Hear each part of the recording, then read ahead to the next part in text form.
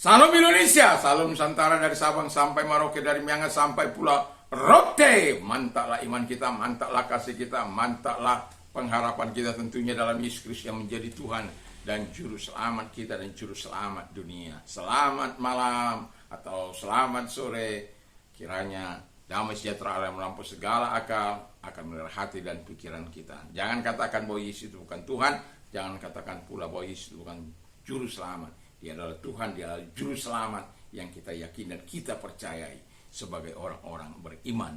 Tuhan Yesus memberkati. Mari kita berdoa. Terima kasih, biarkan kami hidup sebagai orang beriman di muka bumi ini, supaya kami mendapatkan manfaat yang luar biasa.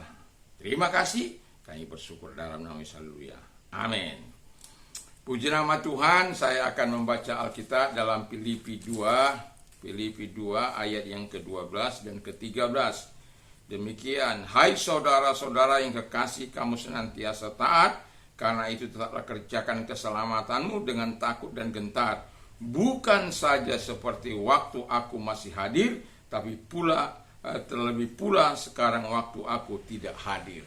Lalu 13, karena Allah yang mengerjakan di dalam kamu baik kemauan maupun pekerjaan menurut kerelaannya. Mantap, puji nama Tuhan. Jadi kita lihat di sini bahwa tema kita adalah hidup orang beriman. Ya, untuk menjadi orang beriman itu tidak segampang membalik telapak tangan. Ya, ada perjuangan, ada doa, ada membaca firman Allah, ada kegiatan-kegiatan yang harus kita lakukan untuk menjaga memelihara iman kita.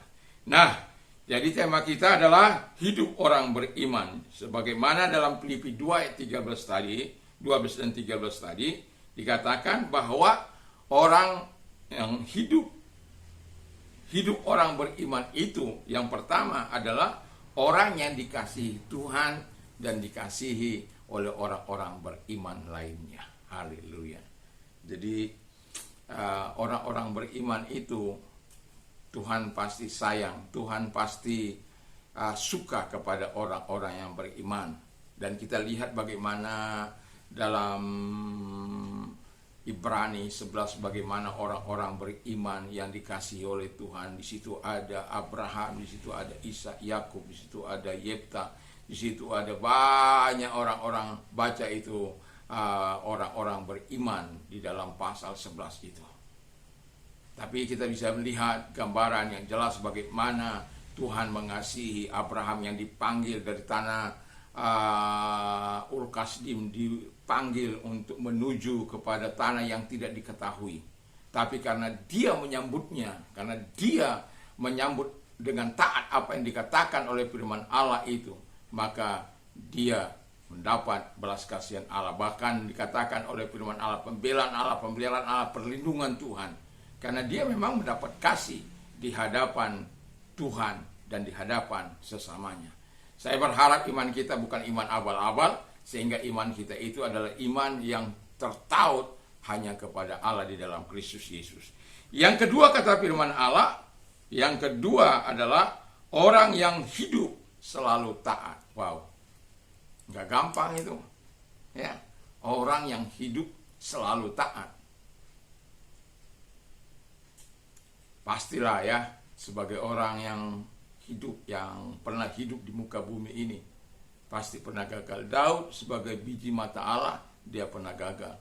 Abraham pun yang menjadi bapak orang beriman, dia pernah gagal. Nuh pun yang begitu luar biasa di mata Tuhan, pernah gagal. Dan saya mau katakan kepada kita sebagai orang yang percaya, mari kita terus menyerahkan kehidupan ini kepada Tuhan. Mari kita selalu mencari celah untuk selalu menuruti kehendak Bapa di surga. Apa yang tidak menyenangkan hati Tuhan, apa yang membawa kita kepada ketidaktaatan, kita harus buang. Dan kita harus hidup dalam ketaatan kepada Tuhan. Puji nama Tuhan. Yang ketiga kata firman Allah adalah hidup orang beriman itu adalah orang yang tetap mengerjakan keselamatan, ya, dalam takut dan gentar. Haleluya. Jadi Dia sudah memang memiliki keselamatan itu ketika dia percaya kepada Tuhan Yesus Kristus. Bukan berarti ketika dia memiliki keselamatan itu lalu dia ongkang-ongkang. Dia harus mengerjakannya, dikatakan firman Allah, dengan takut dan gentar. Jadi dia tidak bermain-main, tidak mempermainkan keselamatan itu. Makanya orang di luar sana banyak kali berkata, wah, mudah sekali orang percaya itu diampuni oleh Tuhan. Iya, tetapi bukan karena mudah diampuni oleh Tuhan, menjadi kita buat kemurahan Allah itu menjadi hal yang sangat murah. Bukan. Keselamatan itu harus kita pelihara, harus kita jaga. Ada orang mengatakan kepada saya, sekali percaya akan tetap percaya. Saya bilang, tidak mungkin sekali percaya tetap percaya. Kalau engkau melakukan apa yang jahat di mata Tuhan, keselamatanmu bisa hilang. Ketika engkau memang belum meninggal dunia, tapi ketika engkau meninggal dunia tidak sempat mengucapkan kata pertobatan, engkau akan mati dalam dosamu. Ada orang mengatakan tidak, yang penting dia sudah percaya kepada Tuhan Yesus Kristus, dia selamat. Saya katakan baca itu dalam Galatia 15, Galatia 5 ayat yang ke-21. Di sana dikatakan orang-orang yang melakukan kehendak daging itu, baik itu iri, benci, dengki, dan lain sebagainya, tidak masuk dalam kerajaan Allah. Kalau engkau melakukan hal-hal itu atau melakukan bagian daripada perbuatan daging itu, engkau tidak akan pernah masuk dalam kerajaan surga.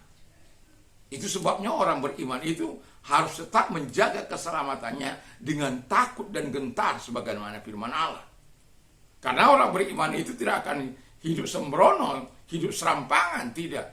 Dia tetap menghargai Allah karena dia betul-betul beriman kepada Allah yang sudah memberikan hidup yang begitu luar biasa.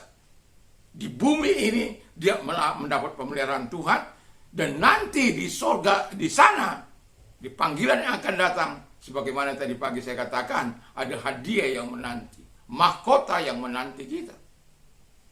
Ada 5 mahkota yang menanti kita. Dan saya katakan, tetapi semua itu tidak akan berarti kalau kita terhilang dari dia. Itu sebabnya kerjakan keselamatan dengan baik.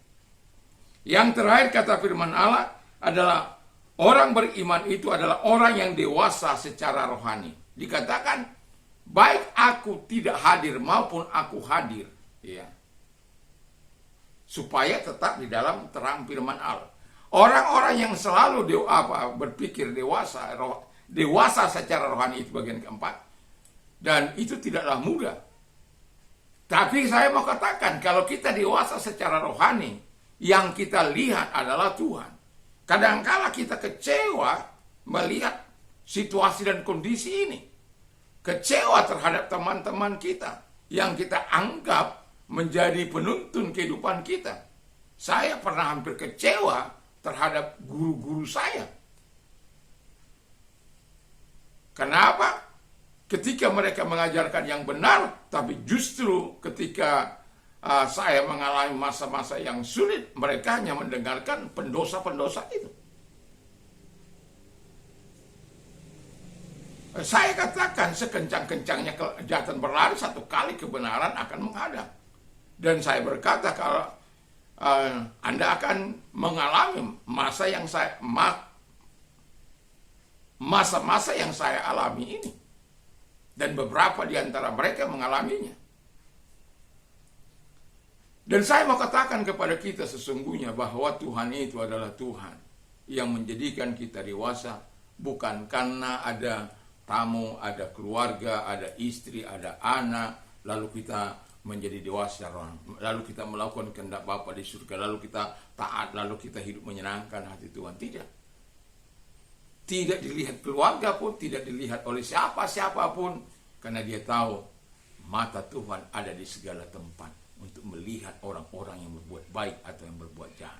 Dalam Amsal 15 ayat yang ketiga. Jadi jelas bahwa Tuhan itu adalah Tuhan yang memberikan yang terbaik dalam kehidupan kita. Dan ingat, kita hanya dapat menikmati yang terbaik dari Tuhan ini kalau kita hidup sebagai orang yang beriman kepada Yesus Kristus. Ada orang mengatakan kepada saya, masa percaya kepada Yesus memperoleh keselamatan, kok murah sekali. Tapi saya mengatakan itulah dia, Yesus. Tapi bukan karena itu lalu kita bermain-main dengan dunia ini, bermain-main, berkecimpung dengan dosa dan kejahatan, tidak. Tapi justru karena harga yang sudah diberikan oleh Yesus itu, nyawanya sendiri untuk keselamatan saya, saudara yang percaya kepada dia. Sudah seharusnya kita meresponinya dengan iman yang sungguh ada dalam hati kita, dalam hidup kita. Mari kita tunduk kepala, kita berdoa. Terima kasih Bapa di surga, biarkan kami hidup sebagai orang beriman, tidak meninggalkan Engkau, tapi terus melakukan apa yang baik dan benar di mata Tuhan. Di dalam nama Tuhan Yesus Kristus kami bersyukur dan kami berdoa. Haleluya. Amin.